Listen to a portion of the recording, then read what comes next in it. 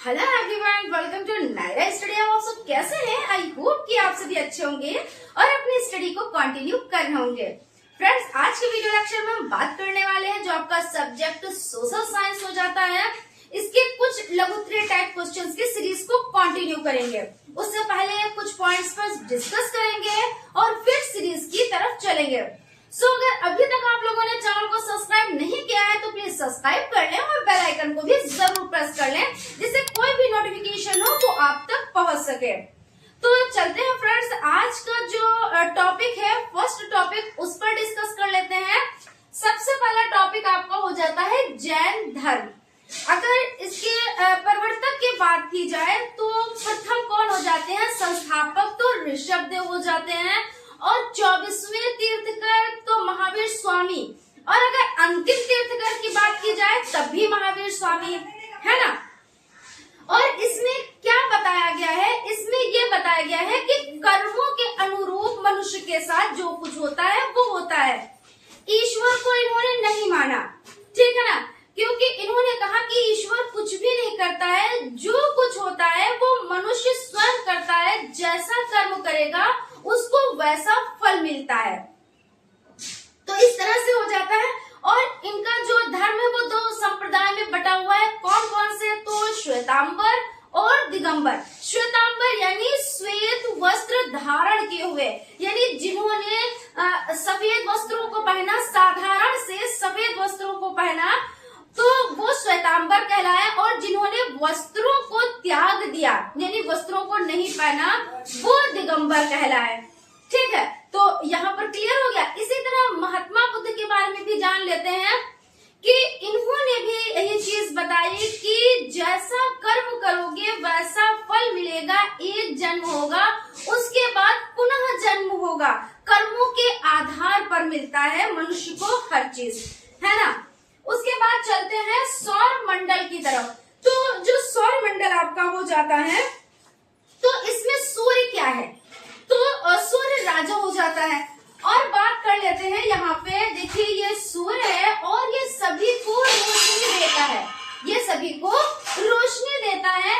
और इसके पास में जो सबसे पास ग्रह है वो कौन सा है? तो बुध हो जाता है। और बुध क्या है? तो सबसे छोटा ग्रह हो जाता है। अब इसके बाद कौन सा ग्रह है? तो बुध के बाद शुक्र हो जाता है। कौन सा हो जाता है? तो बुध के बाद शुक्र हो जाता है। और जैसा कि हमने आपको ट्रिक भी बताई थी कि जैसे दिनों के जो नाम होते हैं और उसमें बीच में गैप देते चलिए तो आपको ये याद हो जाएगा। जैसे कि हालांकि याद तो कुछ करना ही नहीं है, चीजों को समझना है, क्योंकि रटन पद्धति तो बहुत ही गलत चीज होती है। चीजों को हमने समझा नहीं, सिर्फ रट लिया। है क्या वो चीज, है क्या नहीं समझ पाए, सिर्फ रट लिया, ऐसा नहीं है। आपको चीजों को समझना है।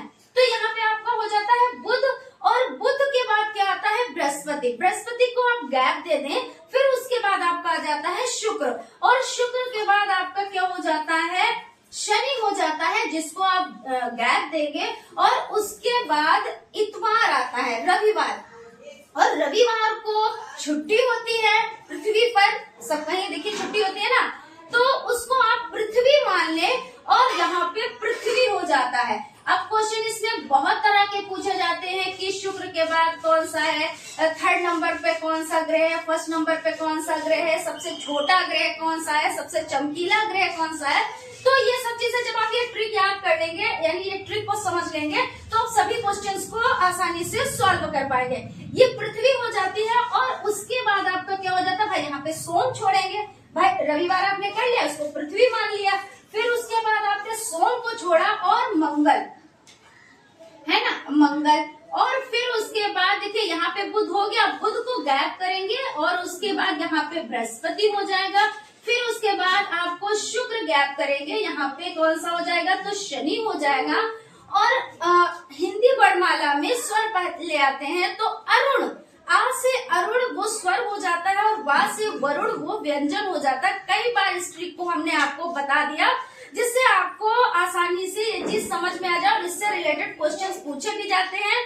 और एक चीज और बताएंगे, जो हिंदी में नेम है वो तो आपको समझने ही है, याद करने ही है, प्लस आप इंग्लिश में भी नाम को याद कर लीजिएगा, क्योंकि कभी कभी क्या होता है इंग्लिश में नेम दे देते हैं। अब आपने कहा कि हमने ये सारे ग्रह पढ़ रखे हैं, लेकिन ये कौन सा ग्रह पूछ लिया, लेकिन वो इंग्लिश में नेम दे देते हैं, तब कंफ्यूजन हो जाती है। इसलिए आप इसको तैयार कर ले, इससे रिलेटेड कई क्वेश्चंस आपके एग्जाम में आपको देखने को मिल सकते हैं।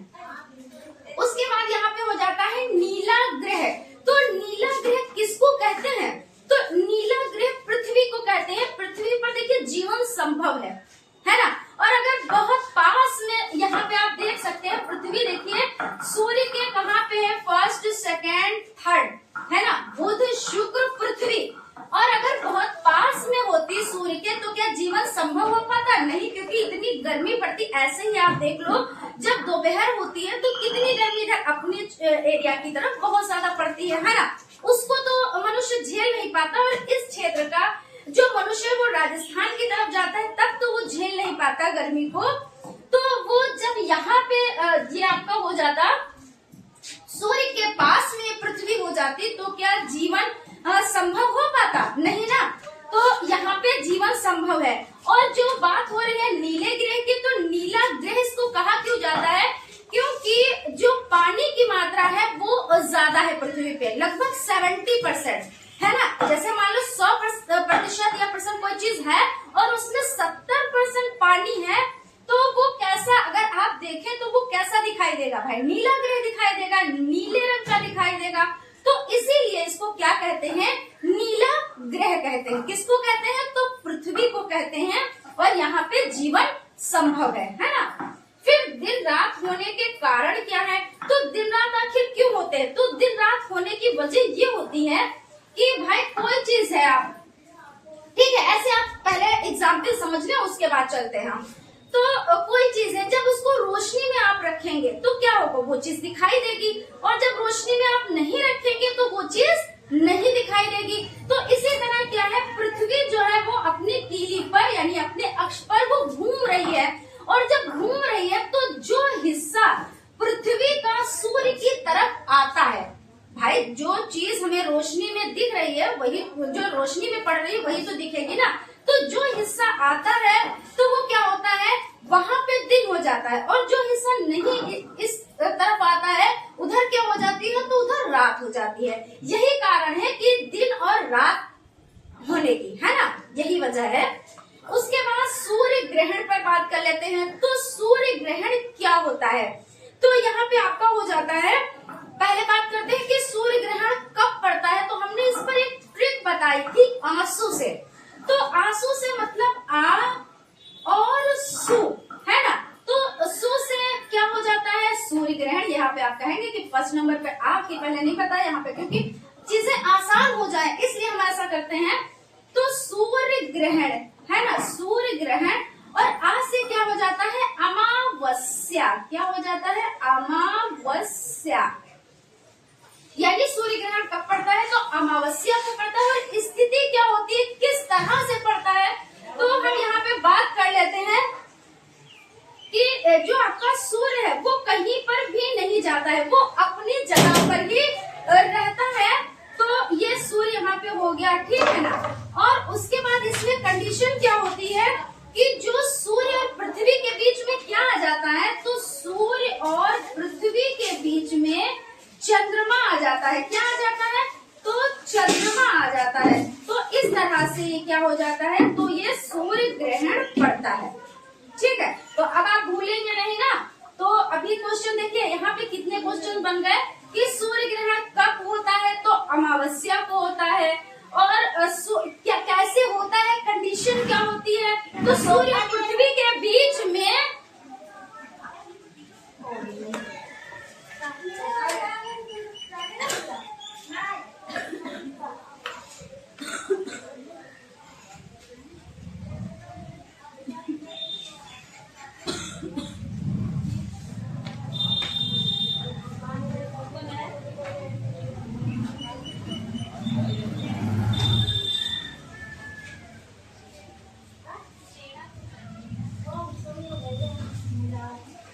सूर्य और पृथ्वी के बीच में क्या आ जाता है? तो चंद्रमा आ जाता है। और तब ग्रहण पड़ता है। ठीक है, उसके बाद हम बात कर लेते हैं मानचित्र की।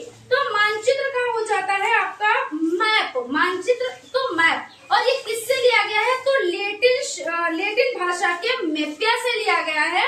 और यहाँ पे हो जाता है, इसका अर्थ क्या होता है? तो कपड़े का रुमाल होता है, यानी मेपिया का क्या अर्थ होता है? तो कपड़े का रुमाल होता है। और प्राचीन काल पर जो मानचित्र है वो किस पे बनाए जाते थे? तो वो कपड़े पर बनाए जाते थे। और अगर बात की जाए कि जो मार्शल द्वीप के निवासी थे वो कैसे मानचित्र को बनाते थे, तो वो टहनियों, ताड़ पत्रों और सीपों द्वारा मानचित्र बनाते थे। तो यहाँ पे आपका हो जाता है मानचित्र यानी मेपिया, और मेपिया लेटिन शब्द से, लेटिन भाषा से लिया गया है। और इसका अर्थ क्या होता है? तो कपड़े का रुमाल होता है।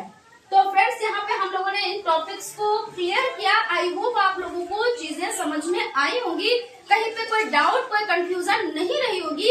अगर फिर भी कोई डाउट है, कोई कंफ्यूजन है, तो आप लोग क्लियर कर सकते हैं कमेंट करके। तो फ्रेंड्स, चलते हैं सीरीज की तरफ। चलिए फ्रेंड्स, स्टार्ट करते हैं आज के सीरीज का फर्स्ट नंबर क्वेश्चन हो जाता है, सिकंदर के आक्रमण के 2 राजनीतिक प्रमाण को लिखिए। तो इसमें आपका देखिए, सिकंदर के आक्रमण का भारत पर क्या प्रभाव पड़ा, ये अथवा करके है। तो इसमें आपका हो जाता है, सिकंदर के आक्रमण का भारत पर काफ़ी प्रभाव पड़ा। वास्तव में ये प्रभाव अनेक क्षेत्रों में दर्शित भी होता है। इतिहास की तिथि निर्धारण में सहायक, इस आक्रमण से तिथिवार इतिहास को प्रस्तुत करने में सहायता प्राप्त हुई है। और राजनीतिक एकता का प्रारंभ तत्कालीन उत्तरी भारत के अनेक छोटे छोटे राज्यों का विलेपोष तथा आंभी के राज्यों में हो गया। अपेक्षाकृत राज्य विस्तृत तथा राजनीतिक दृष्टि से एकजुट होने लगे। यूनानी राज्यों की स्थापना, पश्चिमी बंगाल, सिंध आदि सीमावर्ती प्रांतों में यूनानी राज्यों की स्थापना हुई। दोषपूर्ण युद्ध विधि का ज्ञान, भारतीयों को सिकंदर के विरुद्ध युद्ध करने में अपनी युद्ध विधि के दोषों का भलीभांति ज्ञान हुआ, जिसे उन्होंने भविष्य में दूर भी किया। जैन धर्म के प्रमुख सिद्धांतों का परिचय दीजिए। तो जैन धर्म के प्रमुख सिद्धांतों का संक्षिप्त वर्णन इस प्रकार है। ईश्वर में अविश्वास, जैन धर्म मतावलंबी ईश्वर को सृष्टि का निर्माता एवं पालनकर्ता नहीं मानते हैं। ये धर्म संसार को किसी सृजनकार की रचना नहीं मानता है। महावीर स्वामी के अनुसार ईश्वर नाम की ऐसी कोई सत्ता नहीं है जो जीव जंतुओं के सुख या दुख की निर्धारक हो। सब कर्मों के अनुरूप ही लोगों को दुख सुख मिलता है। यानी कहने का मतलब ये हो जाता है कि महावीर स्वामी के अनुसार इन्होंने क्या कहा है कि ईश्वर नाम की ऐसी कोई सत्ता नहीं है जो जीव जंतुओं को सुख या दुख की निर्धारण हो। और सुख दुख आपको कैसे मिलता है? तो कर्मों के अनुरूप ही सुख दुख आपको मिलता है। आप जैसा करेंगे वैसा आपको फल मिलेगा, और दुख जैसा आपको, अगर आपने आपके कर्म जैसे हैं वैसे आपको सुख दुख मिलेगा। ठीक है ना, कर्मों के आधार पर। वेदों में अविश्वास, जैन धर्म के अनुयायी वेदों में विश्वास नहीं करते हैं। वेदों में ईश्वर और सृष्टि के बारे में जो कुछ कहा गया है उस पर इनका विश्वास नहीं है। वे केवल महावीर स्वामी के सिद्धांतों पर विश्वास रखते हैं। यानी इनके जो अनुयायी हैं तो वो वेदों में विश्वास रखते हैं, ईश्वर में भी अविश्वास रखते हैं। यानी ईश्वर नाम की कोई सत्ता नहीं है, और सुख दुख मनुष्य खुद भोगता है। जैसा मनुष्य कर्म करता है उस तरह से उसको फल मिलता है। और यहाँ पे देखिए, यहाँ पे भी आपका हो जाता है कि वेदों में भी विश्वास नहीं है। त्रिरत्नों के द्वारा मोक्ष प्राप्ति जैन धर्म के मुख्य सिद्धांत त्रिरत्न के नाम से प्रसिद्ध है। त्रिरत्न सम्यक ज्ञान, सम्यक दर्शन, सम्यक चरित्र, ज्ञान दर्शन और चरित्र आत्मा में मूल रूप से निहित अवस्थाएं हैं।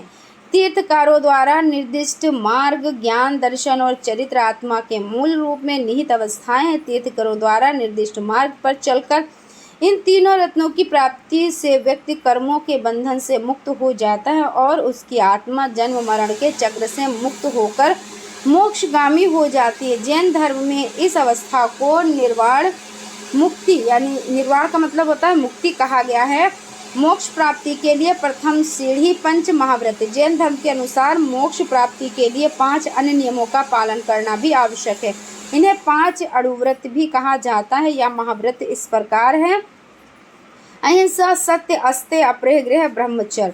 कर्म की प्रधानता में विश्वास। जैन धर्म कर्मवाद में विश्वास रखता है। इस सिद्धांत के अनुसार जो इस संसार में जन्म लेता है उसे अपने इस जन्म और पूर्व जन्म के कर्मों के अनुसार फल की प्राप्ति होती है।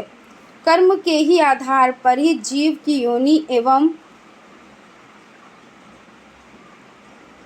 कर्मों के अनुसार फल की प्राप्ति होती है। जैन दर्शन में कर्म बंधन 3 बलों मन बल, वचन बल और काम बल, शरीर बल के द्वारा स्वीकार किया गया, अर्थात मन के विचार कर लेने से ही शुभ या अशुभ कार्यों का बंधन हो जाता है। त्रिरत्न और अष्टांगिक मार्ग क्या है या किससे संबंधित है, वर्णन कीजिए। तो त्रिरत्न, जैन धर्म में वर्णित त्रिरत्न सम्यक विश्वास, सम्यक ज्ञान एवं सम्यक आचरण, इसके पालन में जैन विश्वास रखते हैं। अष्टांगिक मार्ग यह दुख निरोध मार्ग है। इसका निरूपण अग्र प्रकार किया जा सकता है। सम्यक दृष्टि अर्थात 4 आर्य सत्यों का ज्ञान प्राप्त करना, सम्यक वचन अर्थात सत्य बोलना, सम्यक संकल्प अर्थात हिंसा, द्वेष, राग, वासना तथा दुर्भावना का त्याग, सम्यक कर्म अर्थात विषय वासना से रहित कार्य करना चाहिए, सम्यक जीविका प्रत्येक जीव को अपने परिश्रम और ईमानदारी से ही धनोपार्जन करना चाहिए, सम्यक व्यायाम अर्थात शुद्ध विचार ग्रहण करना चाहिए, सम्यक स्मृति अर्थात मन, वचन तथा कर्म की प्रत्येक क्रिया के प्रति सचेत रहना, सम्यक समाधि अर्थात चित्त की एकाग्रता। बौद्ध धर्म के संस्थापक कौन थे, इसके बारे में देख लेते हैं। तो 6ठी शताब्दी ईसा पूर्व में प्राचीन भारत के शाक्य गणराज कपिलवस्तु के राजा शुद्धोधन के पुत्र गौतम सिद्धार्थ ने बुद्ध ने बौद्ध धर्म का प्रतिपादन किया था। ज्ञान की प्राप्ति के बाद गौतम बुद्ध ने लगभग 44 वर्ष तक अपने धर्म का प्रचार किया। सम्राट अशोक और सम्राट कनिष्क ने बौद्ध धर्म को संरक्षण प्रदान किया और इसके विचार के लिए विदेशों में भी अपने धर्म प्रचारक भेजे। गौतम बुद्ध की मृत्यु के बाद यह धर्म के संप्रदायों हीनयान और महायान में बट गया।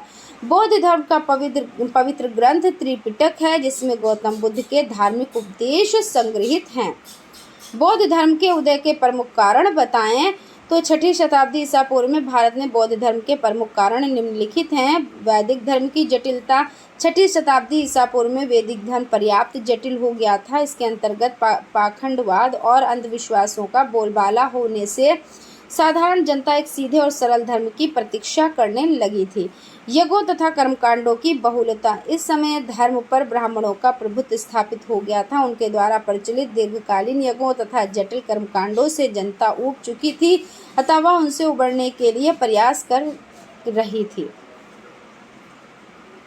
जाति प्रथा की कठोरता। इस काल में जाति प्रथा अत्यधिक कठोर हो चुकी थी। समाज में शूद्रों की स्थिति बड़ी शोचनीय थी और धर्म के क्षेत्र में उनका कोई स्थान नहीं था, अतः निम्न जातियों के लोग एक नए धर्म की खोज में लगे थे। बौद्ध धर्म के प्रमुख सिद्धांत तथा गौतम बुद्ध की विशेषताएं बताएं। तो बौद्ध धर्म के सिद्धांत तथा शिक्षाएं। अनीश्वरवाद। गौतम बुद्ध ईश्वर की सत्ता में विश्वास नहीं करते थे। वे यह नहीं मानते थे कि संसार बनाने, चलाने व नष्ट करने वाला ईश्वर है। वे उपनिषदों के सिद्धांत को नहीं मानते थे कि हर जीवधारी में एक अजर अमर आत्मा होती है। कर्म तथा पुनर्जन्म में विश्वास। बुद्ध को पुनर्जन्म और कर्म में सिद्धांत में विश्वास था। वे मानते थे कि मनुष्य जो अच्छे और बुरे काम करता है उनका फल उसे अवश्य मिलता है। अपने कर्मों के फल से कोई बच नहीं सकता। यह भी मानते हैं कि मनुष्य कर्मों के अनुसार बार बार जन्म लेता है और मरता है। बुद्ध के 4 आर्य सत्य कौन कौन से हैं? बुद्ध के उपदेशों का सार उनके 4 आर्य सत्य हैं। आर्य का अर्थ है श्रेष्ठ। आर्य सत्य निम्न प्रकार है। संसार दुख से भरा है, दुख का कारण है, दुख का निरोध है और दुख से छुटकारा प्राप्त करने के साधन। यानी संसार देखिए दुखों से भरा पड़ा है। आप ऐसा नहीं है कि सिर्फ एक ही के साथ ऐसा होता है, किसी को कोई दुख है तो किसी को कोई दुख है। ऐसा नहीं कि बहुत लोग कहते हैं कि मुझे ही सारे दुख मिल गए, तो ऐसा बिल्कुल भी नहीं है। जिसने जन्म लिया है, जिसको जिंदगी मिली है, दुख उसको मिले हैं, है ना।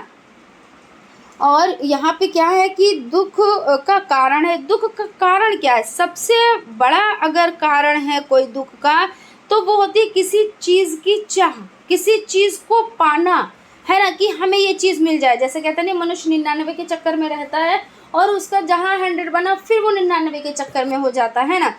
तो सबसे बड़ा दुख का कारण तो यही है। अगर एक वस्तु की वो चाह करता है, उस चाह को वो कंप्लीट कर लेता है, यानी वो जो नीड है, उसकी आवश्यकता है, उसको वो कंप्लीट कर लेता है। या अगर वहाँ पे आवश्यकता है भी नहीं, कुछ चीज़ें क्या होती है उसके पास इतनी एकत्रित होती हैं कि जो उसके रोज़मर्रा की ज़िंदगी में वो कम नहीं होती है, लेकिन अब उसको क्या है, चीज़ों को इकट्ठा करना है। ये चीज़ होनी चाहिए, अगर वो चीज़ हो गई तो दूसरी चीज़ होनी चाहिए, दूसरी चीज़ हो गई तो तीसरी चीज़ होनी चाहिए। तो इस तरह से क्या है, जो दुख है वो कभी समाप्त ही नहीं होते हैं, है ना। तो मतलब यानी क्या हो जाता है कि दुख का कारण भी है। और अगर आप जो आपकी इच्छाएं हैं उनको अगर आप समाप्त कर दे कि जितना है उतने में हम खुश रहेंगे, तो आपको दुख नहीं इतने मिलेंगे। लेकिन मनुष्य ऐसा नहीं है। मनुष्य को अगर एक चीज़ मिलती है तो दूसरी चीज़ की इच्छा होती है, और इसीलिए ज़्यादा से ज़्यादा दुख उसको भोगने पड़ते हैं। दुख का निरोध है और दुख से छुटकारा प्राप्त करने के साधन है भाई। यही साधन है कि आप ज़्यादा चीज़ों को ये ना करें कि हमारे पास हर एक चीज़ होनी चाहिए, जितना है उतने में खुश रहना चाहिए। और अहिंसा पर जोर, बुद्ध ने अहिंसा पर अधिक बल दिया। उन्होंने ये भी सिखाया कि मनुष्य को किसी से घृणा और बैर नहीं करना चाहिए, है ना। लेकिन आज का जो मनुष्य कैसा है, अगर आपको थोड़ा सा तरक्की करते हुए देख ले तो वो मतलब मानो तो वो सोच रहा है कि हम इसकी किसी तरह से जान भी ले लें, यहाँ तक की बात आ जाती है। मतलब ज्वेलसी तो हाई है, सोचता है अब हम इसको मना कैसे करें, ये इतनी तरक्की कर रहा है, थोड़ा सा आगे बढ़ रहा है, तो इसको रोके कैसे। अब वो आपको रोक तो नहीं पा रहा है, तो वो आपके लिए षड्यंत्र भी रचता है, इस तरह के कार्य भी करता है जिसमें आप विफलता को प्राप्त करो। आपकी जगह जगह पे आपकी बुराई करेगा, जगह जगह पे आप को गलत ठहराएगा। यानी किसी तरह से ये जिस रास्ते पे चला है, यानी अगर ये कामयाब हो रहा है तो ये हो क्यों रहा है, उसको कितने दुख है, मनुष्य को कितने दुख है। जो आपसे ज्वेलसी रख रहा है उस मनुष्य की बात कर रहे हैं, तो वो मनुष्य कितना दुखी है, अपने बारे में नहीं सोचेगा, लेकिन जो सामने वाला बंदा है वो खुश कैसे है, आपके बारे में वो नज़र ज़्यादा रखेगा, आपकी खुशी को ख़त्म करना चाहेगा। अगर उतनी एनर्जी आप अपने दुख को ख़त्म करने के लिए लगा दें तो शायद आप दुखी ना हो, है ना। लेकिन आज का मनुष्य ऐसा ही है। और यहाँ पे क्या हो जाता है, घृणा और बैर नहीं करना चाहिए, जो कि अब बहुत ज़्यादा हो रहा है।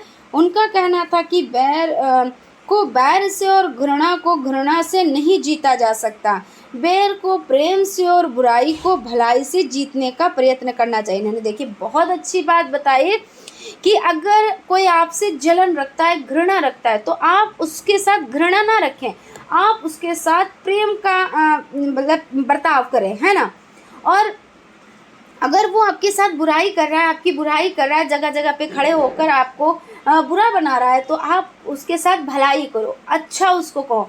लेकिन फिर वही बात आ जाएगी कि आज मानव क्या कर रहा है, हर एक चीज़ को भुलाकर किताबों में क्या लिखा है, ग्रंथों में, बड़ी बड़ी ग्रंथों में क्या लिखा है, बड़े बड़े महापुरुष क्या कह के गए, बड़े बड़े संत क्या कह के गए, वो सभी चीज़ों को भूल गया। आज क्या कर रहा है कि आपसे फ्री का बैर रख लेगा, फ्री की घृणा कर लेगा। अगर आप चाहोगे भी कि यार हम तो झुके हुए पेड़ हैं भाई, हमारे पेड़ में तो फल लगे हैं, यानी कि हम क्या है, मध्य जल गगरी नहीं है, तो हम छलक नहीं सकते हैं, तो अगर आप उससे मिठास से बोलोगे तो सामने वाला बंदा तो आपको बेवकूफ़ समझेगा, और प्लस थर्ड पर्सन भी कहेगा कि या तो ये पागल हो गया है या ये राजनीति कर रहा है, क्योंकि ये वो उससे हमेशा शत्रुता रखता है, वो उससे बिहेव अच्छा नहीं करता है। लेकिन ये बंदा जो फर्स्ट पर्सन बंदा है, ये इससे इस तरह से क्यों बात करता है, या तो इसमें कोई प्रॉब्लम है, या तो इसका मानसिक संतुलन खो गया है, और या इसका ऐसा कोई राज है जो सेकंड पर्सन को पता है। और जबकि आप क्या कर रहे हैं, आप इन ग्रंथों पे चल रहे हैं, महान पुरुषों की बताई हुई बातों पे आप चल रहे हैं, और आपको इतना ज्ञान हो गया है, आप उसके अकॉर्डिंग चल रहे हैं। तो अब ऐसा भी अगर कोई करता है तो उसको लोग अच्छा नहीं, उसको बदअकल कहते हैं, बेवकूफ़ कहते हैं, मूर्ख कहते हैं, है ना। आप सहमत होंगे हमारी इस बात से। जैसा कि आपके आसपास में ऐसा हो रहा होगा।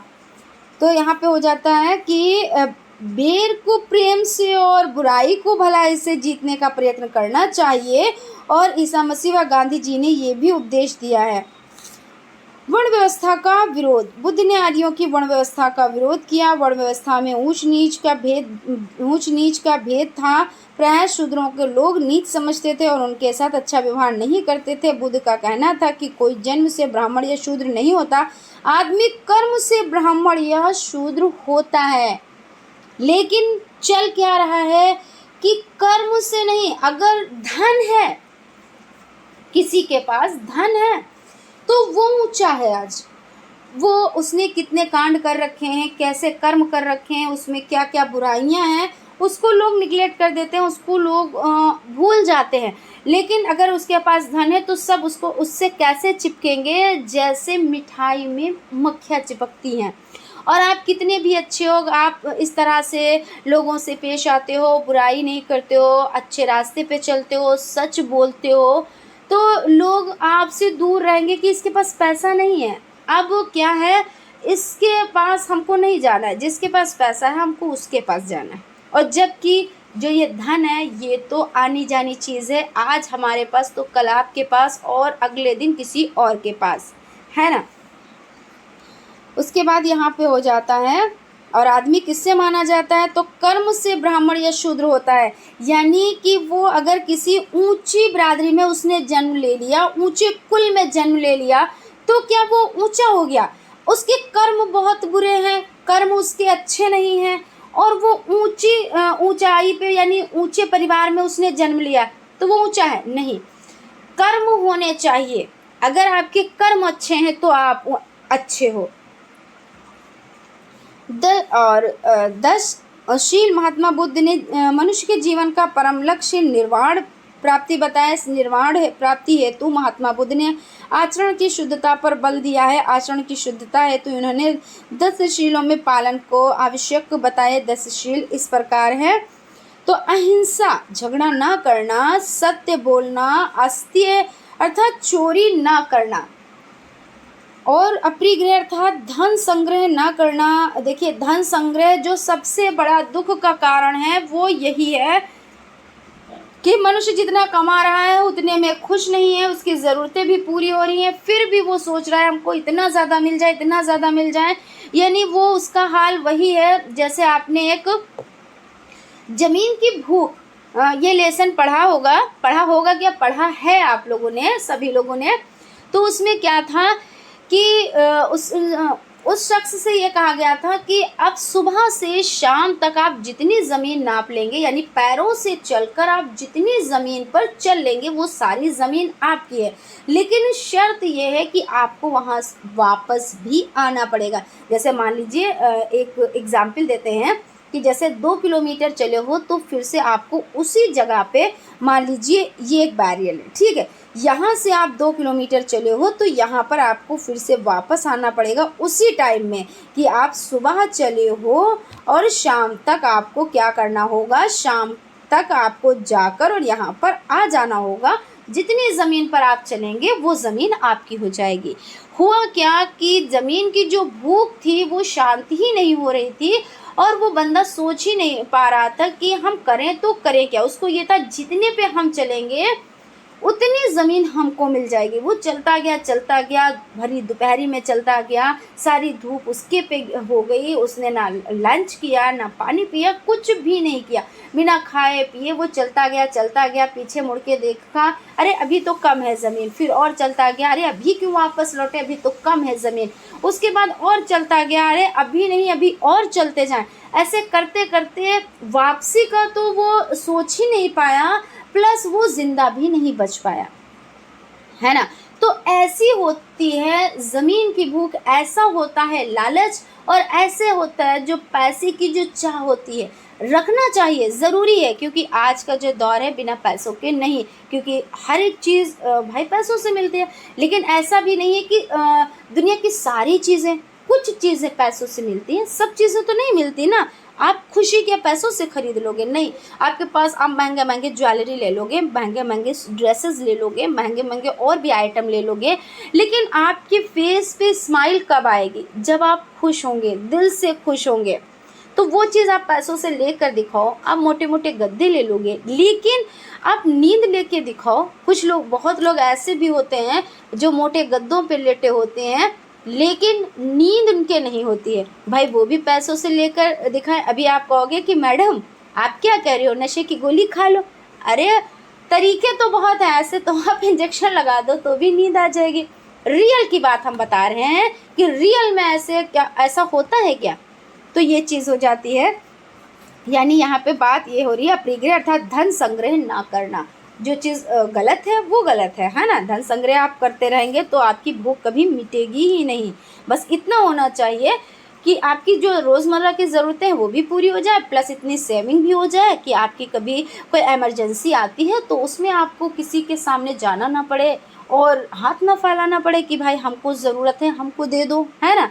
तो इतना होना चाहिए और खुश रहना चाहिए। अपने परिवार में मेल जोल से रहना चाहिए। ऐसा नहीं है कि परिवार में हम बिल्कुल अलग थलग रह रहे हैं और उसके बाद क्या है, एक टाइम बीत जाता है जब हमारी आदत पड़ जाती है। यहाँ पे थोड़ा सा लंबा हो जाएगा, लॉन्ग हो जाएगा, लेकिन कोई नहीं, चीज़ें समझनी चाहिए। जैसे क्या होता है, कुछ लोग कुछ परिवारों में ऐसा होता है कि पहले तो अपने जो परिवार के लोग होते हैं उनको टाइम नहीं दे पाते हैं, नहीं देते हैं, कोशिश भी नहीं करते। अगर कोशिश की जाए तो भी टाइम दे दिया जाएगा, लेकिन कोशिश भी नहीं करते, कहते हैं सब वेस्ट है, ठीक है। और फिर एक वक्त ऐसा आता है जो आपको बहुत ज़्यादा नीड होती है उस चीज़ की। तब क्या होता है, सबकी आदत पड़ चुकी होती है आपके पास ना बैठने की, और जब आदत पड़ जाती है फिर आपको कोई वहाँ पे बैठा नहीं पाएगा ज़बरदस्ती। भाई जब हमारी आदत ही पड़ी है कि आपके पास ना बैठने की, तो हम कैसे आपके पास बैठ सकते हैं? तो ऐसा भी ना करें, सिर्फ पैसा ही पैसा कमाएं और परिवार को खो दें, ये भी तो है ना। तो यानी संग्रह ना करना, ब्रह्मचर्य और नृत्य एवं संगीत का त्याग, सुगंधित पदार्थों का त्याग और असमय भोजन का त्याग, यानी अपने समय पर भोजन करें। ये नहीं हर वक्त भोजन करते रहें, हर वक्त उसमें पड़े रहें। और कोमल शैया का त्याग, यानी मोटे मोटे जो गद्दे हैं उनका त्याग इन्होंने बताया है। कोमल शैया पर नहीं लेटना है। और कामनी कंचन का त्याग, ये सब भी हो जाते हैं। तो फ्रेंड यहाँ पे देख लेते हैं नेक्स्ट। उपयुक्त 10 शीलों में से प्रथम 5 तो गृहस्थों के लिए और भिक्षुओं के लिए सभी शील हैं जिनके पालन करने से शुद्ध आचरण संभव हो सकता है। नेक्स्ट क्वेश्चन है, मौर्य साम्राज्य के पतन के क्या कारण थे, उल्लेख कीजिए। तो वंशानुगत साम्राज्य तभी तक बने रहते हैं जब तक योगी शासकों की कड़ी बनी रहती है। अशोक के दुर्बल उत्तराधिकारियों के कारण दूरस्थ प्रांत स्वतंत्र होने लगे, देश पर विदेशी आक्रमण होने लगे, धीरे धीरे साम्राज्य की शक्ति कमजोर होती गई। पुष्यमित्र शुंग जो मौर्य साम्राज्य में सेनापति था, उन्होंने मौर्य साम्राज्य पर कब्जा कर लिया। इस प्रकार मौर्य साम्राज्य का पतन हो गया। सौरमंडल से आपका क्या तात्पर्य है? आप सौरमंडल के बारे में समझ लेते हैं। जिस प्रकार आपका अपना परिवार है जिसमें दादा दादी मम्मी पापा भाई बहन आदि हैं, उसी प्रकार सूर्य का भी अपना परिवार है। सूर्य अपने परिवार का मुखिया है। जैसे घर में पापा होते हैं, है ना, पापा से पहले दादा होते हैं, ऐसे। तो और अपने परिवार के सभी सदस्यों को ऊष्मा व प्रकाश देता है। ग्रह, उपग्रह, क्षुद्र ग्रह और उल्कापिंड इस परिवार के सदस्य हैं। सूर्य के मुखिया होने के कारण इस परिवार को सौर परिवार या सौरमंडल कहते हैं। हमारे सौरमंडल में 8 ग्रह हैं, बुध, शुक्र, पृथ्वी, मंगल, बृहस्पति, शनि, अरुण और वरुण, जिसको हमने ट्रिक से बताया है आप लोगों को। धूमकेतु क्या है? धूमकेतु बहुत छोटे आकार के खगोलीय पिंड है जो दीर्घवृत्तीय कक्षाओं से सूर्य की परिक्रमा करते हैं। ये पृथ्वी से केवल तभी दृष्टिगोचर होते हैं जब वे सूर्य में बहुत निकट आ जाते हैं। पुच्छल तारों की विशेषता है कि एक छोटी चमकदार शीश और उसके पीछे एक लंबी पूंछ। धूमकेतु की पूंछ सदैव सूर्य से विपरीत दिशा में रहती है। हैली ऐसा ही नहीं, एक धूमकेतु है जो लगभग 76 वर्ष के बाद प्रकट होता है। अब यहाँ पे देख लेते हैं उल्कापिंड क्या है। तो उल्कापिंड सूर्य के चारों तरफ चक्कर लगाने वाला पत्थर है। पत्थर के छोटे छोटे टुकड़ों को उल्कापिंड कहते हैं। ये कभी कभी पृथ्वी के इतने निकट आ जाते हैं कि पृथ्वी के वायुमंडल के साथ रगड़कर जलने लगते हैं और जलकर पृथ्वी पर गिर जाते हैं। इस प्रक्रिया में चमकदार प्रकाश उत्पन्न होता है। उसके बाद है नीला ग्रह किसे कहते हैं? इसे नीला ग्रह क्यों कहा जाता है? तो पृथ्वी को नीला ग्रह क्यों कहते हैं? अथवा लगा के हो जाता है। तो हमारी पृथ्वी जिस पर हम निवास करते हैं भी एक ग्रह है। यह दूरी के क्रम में सूर्य के तीसरे स्थान पर है। आकार में यह सौरमंडल का 5वां सबसे बड़ा ग्रह है। यदि पृथ्वी सूर्य से अधिक निकट होती है तो बहुत अधिक ताप के कारण यहाँ जीवन संभव नहीं होता।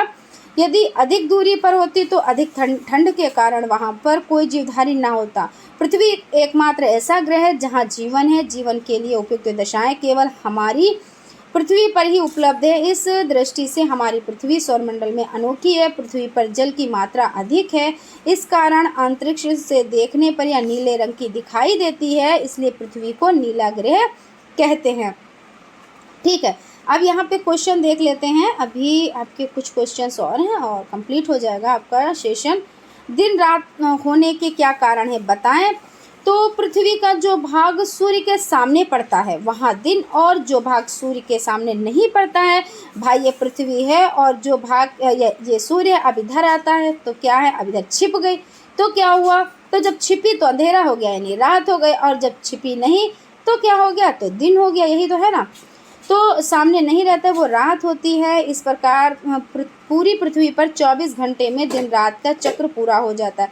पृथ्वी के अपने अक्ष पर घूर्णन करने से दिन और रात होते हैं। सौरमंडल में सूर्य की स्थिति क्या है, तो सूर्य हमारे सौरमंडल का तारा है या सौरमंडल के केंद्र में स्थित है, और सभी ग्रह उपग्रह और क्षुद्र ग्रह निरंतर चक्कर लगाते रहते हैं। सूर्य हाइड्रोजन हीलियम जैसी बहुत गर्म गैसों से बना है जो लगातार जलती रहती है। सौरमंडल में सूर्य ही प्रकाश व ऊर्जा का एकमात्र स्रोत है। सूर्य हमारी पृथ्वी से लगभग 15 करोड़ किलोमीटर दूर है, इस कारण इसका प्रकाश लगभग 8.3 मिनट में पृथ्वी पर पहुंच पाता है। प्रकाश की चाल 3 लाख किलोमीटर प्रति सेकंड हो जाती है। सूर्य ग्रहण की स्थिति कब होती है, तो यहाँ पे समझ लेते हैं। अमावस्या के दिन सूर्य और पृथ्वी के बीच में चंद्रमा आ जाता है और चंद्रमा की छाया पृथ्वी पर पड़ने लगती है। इस स्थिति में हमें सूर्य का वो भाग दिखाई पड़ता है जो चंद्रमा से ढक जाता है। इस स्थिति को सूर्य ग्रहण कहते हैं। पृथ्वी के जिस क्षेत्र में चंद्रमा सूर्य को पूरी तरह अवरुद्ध कर देता है तो उस क्षेत्र में पूर्ण सूर्य ग्रह दिखाई देता है। इसी प्रकार वो क्षेत्र जो चंद्रमा की उपछाया में है जहाँ सूर्य केवल आंशिक रूप से दिखाई देता है तो ऐसे स्थान को खंड सूर्य ग्रहण कहते हैं। यदि चंद्रमा की प्रच्छाया का केवल छोर ही पृथ्वी को छूता है तो वलयाकार सूर्य ग्रहण पड़ता है। ग्रह और उपग्रह से आप क्या समझते हैं, स्पष्ट कीजिए। ग्रह वो खगोलीय पिंड जो सूर्य की परिक्रमा निश्चित पथ पर करता है तो दूसरे ग्रह की कक्षा का अतिक्रमण ना करें। उपग्रह वो खगोलीय पिंड जो ग्रहों के चारों ओर उसी प्रकार परिक्रमा करता है जिस प्रकार एक ग्रह सूर्य की परिक्रमा करता है। मानचित्र क्या है, मानचित्र के 2 प्रयोग लिखिए। तो मानचित्र का अर्थ मैप शब्द लैटिन भाषा के मैपिया शब्द से बना है। मैपिया का अर्थ है कपड़े का रुमाल। मैप शब्द मैपिया का ही बदला हुआ रूप है। प्राचीन काल में मानचित्र कपड़े पर ही बनाए जाते हैं। मार्शल द्वीप के निवासी टहनियों, ताड़ पत्रों तथा सीपों द्वारा मानचित्र बनाते थे। मिस्रवासियों ने भौगोलिक जानकारी प्राप्त करने के लिए मानचित्र बनाना प्रारंभ किया। इसके अतिरिक्त प्राचीन काल के भारतीय, चीनी एवं यूनानी मानचित्रों का भी उल्लेख आता है। साधारण भाषा में पृथ्वी या उसके किसी भाग का सानुपातिक प्रदर्शन मानचित्र कहलाता है जिसके मापक और दिशा दोनों ही प्रदर्शित की जाती है। मानचित्र कागज, कपड़ा, ताम्र, शीट आदि पर बनाया जाता है। मानचित्र पर केवल लंबाई एवं चौड़ाई के विस्तार को ही प्रदर्शित किया जाता है।